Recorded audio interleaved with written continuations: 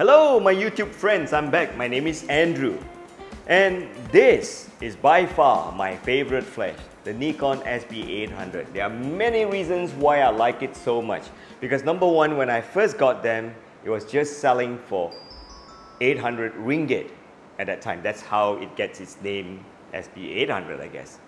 And then over the years I realized that it's so powerful, so useful, and it doesn't die until somebody drops them. And when you drop a flash, two things happen. Number one, when you drop a flash, the power will never be accurate anymore, which means that if you set it to 1/8, it will not be 1/8.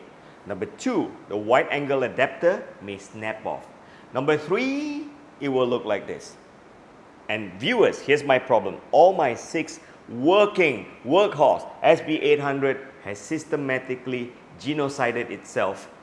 No, it's genocided by my lighting assistants. So why am I telling you this? I now have to look for new flashes to equip our studio, and I have to get about 6 flashes. So I was toying with the ideas whether I should use this flash or this flash. And you know what? I've turned this whole process of decision making to a full tutorial of criteria of choosing hot shoe flash. And I've uploaded this video in my premium courses section under question and answer section. So viewers, I think this video lesson is about 20 minutes long, and I systematically go through what's good about a flash and what you should avoid and the criteria that you should look into when you're buying yourself a flash.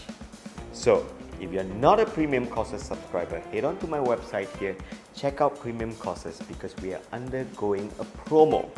And the promo is just $29 for the whole year. That's a whole year, which means that you can enjoy all this genre of photography with lessons uploaded every week. And the usual price is $59.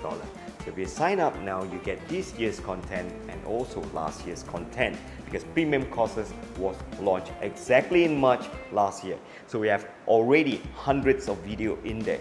So hurry, head on, take advantage of premium courses.